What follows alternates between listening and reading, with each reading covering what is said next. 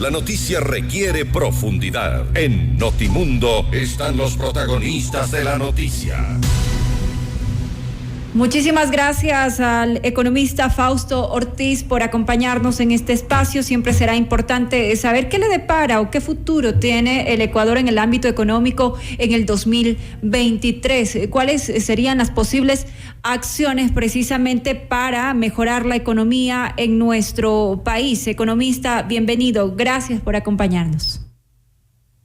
Por la invitación, saludos cordiales. Sí, el tema del 2023 es todavía incierto en la parte fiscal. No sabemos finalmente con qué número va a ir el presupuesto del Estado, si un número cercano a los 800 millones de dólares o un número cercano a los 2.000 millones de dólares, que son los números que se están barajando entre marzo y septiembre de este año al interior del Fondo Monetario, al interior del Ministerio de Finanzas.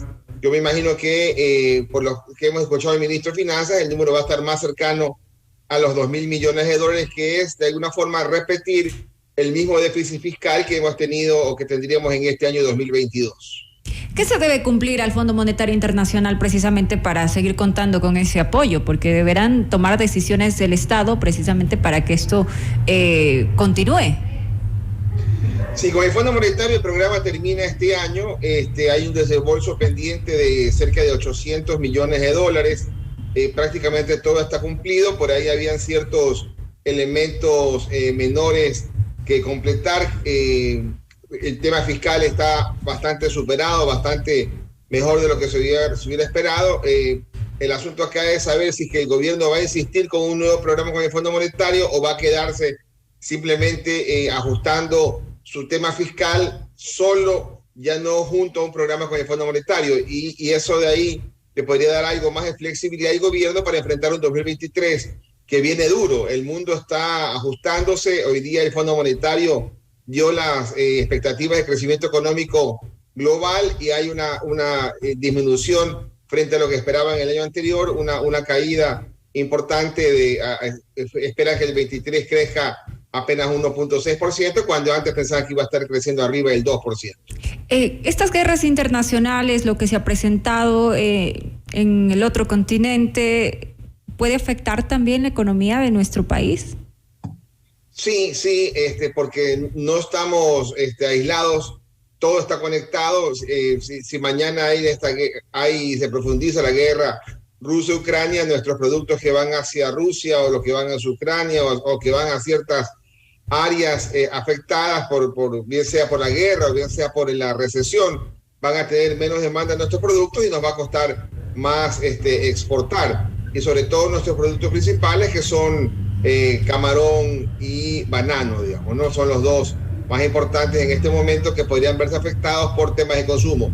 Algo podría estar afectado otros productos, pero quizás en menos impacto en el tema minería, que es el tercer producto de exportación no petrolero, porque ese componente todavía tiene alta demanda y no está tan vinculado al tema de la crisis global. ¿Y puede haber un equilibrio, economista, entre los ingresos y egresos sin afectar a la población? Estos ingresos a través de tributos, las exportaciones y los egresos que son pues ya el tema del gasto que tiene el Estado. ¿Puede haber ese equilibrio sin afectar a los ciudadanos, a la población?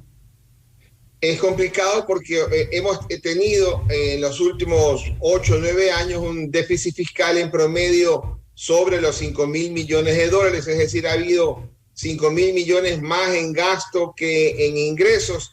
Este año ese déficit fiscal cae a quizás 2.000 millones, buena parte porque hay más de 1.000 millones de ingresos extraordinarios que hemos tenido por el precio del petróleo. Hemos tenido también algo así como unos 1.000 millones adicionales por la reforma tributaria del año pasado, que le puso a tributar a los que ganan más de $2.000, y es un impuesto permanente, y también puso el impuesto patrimonial a las personas y empresas.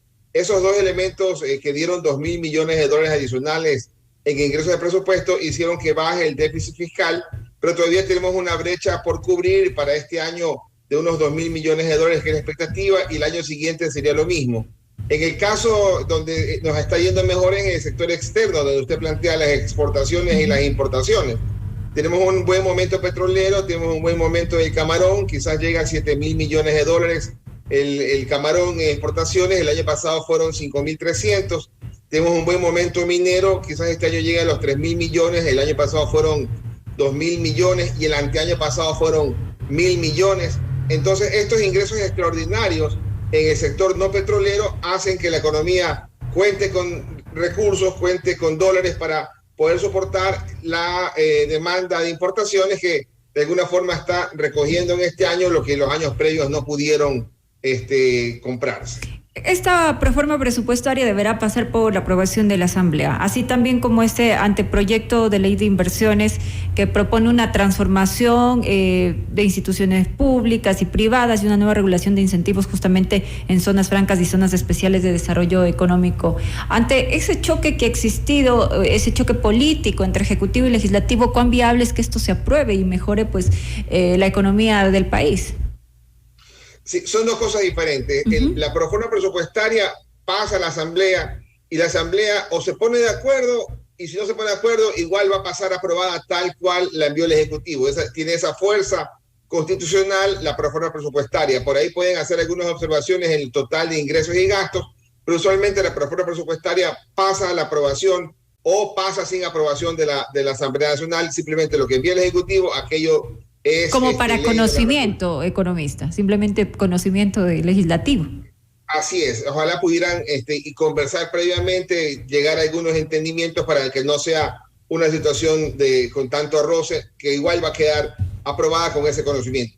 En cambio, la ley de inversiones, el proyecto de ley de inversiones que se puede estar discutiendo, ese sí va a necesitar los debates respectivos, la incorporación de algunos elementos que puedan mejorar ciertas cosas positivas, que puedan también discutirse alrededor del gobierno para que puedan irse incorporando y dar mejores condiciones para mejorar el tema económico que hemos estado bastante, de alguna forma, creciendo lentamente, ¿no? El crecimiento del año 2021 fue apenas 4.2%, cuando el año previo, en el 2020, caímos casi 8%, y este año el crecimiento apunta a ser menor que el año pasado, apunta a ser 2.7 según la estimación del Banco Central. Yo creería que vamos a estar más cerca del 2 que del 2.7, y entonces vamos a ir viendo cómo se termina de acomodar la economía, y la ley de inversiones podría servir.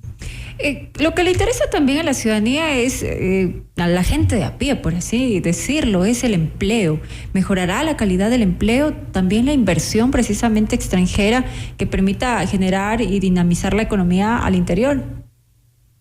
Sí, la inversión extranjera viene dirigida en los últimos años particularmente a dos grandes sectores, ¿no? Lo que es petróleo y lo que es minería. Ahí va la inversión extranjera donde encuentra un buen sitio para poder llegar a hacer exploración petrolera, minera, y después poder hacer exportación. Eso también viene atado a fuentes de empleo.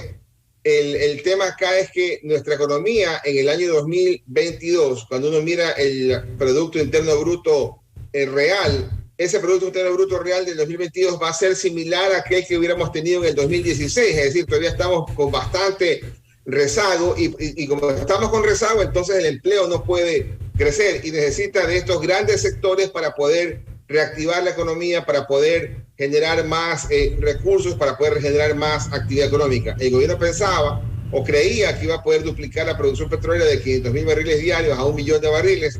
No lo ha logrado, más bien se le ha caído un poco la producción petrolera. Ojalá en el futuro lo pueda ir mejorando para generar esas divisas. En el campo de la minería, las exportaciones han mejorado, hay amplias reservas en ese campo que hay que ir viendo cómo se los puede ir conversando para poder encontrar mejores destinos para ese producto.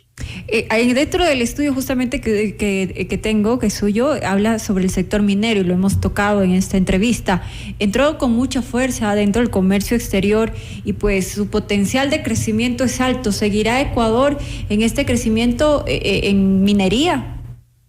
Sí, y acá es interesante, ¿no? Los números te dicen que, por ejemplo, el sector de exportación, el banano, en el año 2019 era algo así como unos 3.800 millones de dólares de exportación. Y en el 2019 por ahí aparecía 300 millones en exportación minera, es decir, banano era 10 veces la exportación minera. Pasó el tiempo, el banano se fue cayendo, este año quizás llegue a unos 3.200 millones de dólares y la minería este año puede estar tocando los 3.000 millones, por lo tanto ya estamos a escasos meses de que la minería pueda superar al banano en el tema de como segundo producto de exportación no petrolera, ¿no? Porque primero largo es el tema del camarón, que este año llegará a los 7.000 millones. Por lo tanto, es importante que ese declive que hemos tenido en banano pueda ser soportado, pueda ser compensado con un producto como es la minería, que tiene un potencial enorme. En reservas hay unas cantidades espectaculares de recursos. Ojalá que eso pueda conversarse bien, trabajarse bien para poder hacer de esa generación de riqueza también un acompañamiento para salir de algunas necesidades importantes en pobreza, en educación, en seguridad de todos lados, que da espacio los recursos en ese campo, ¿no? Es lo que esperamos, y que exista una reactivación económica para este año que viene, pues positiva para todo el país. Economista Fausto Ortiz, muchísimas gracias por habernos acompañado y compartir su conocimiento y experiencia precisamente en este tema tan importante que permite tener una visión amplia sobre lo que significa pues la reactivación económica y también lo que será pues la proforma del presupuesto del Estado, que se presentará a partir del 1 de noviembre a la Asamblea Nacional. Nuevamente gracias por habernos acompañado. Gracias a ustedes también. Saludos cordiales. Muchas gracias.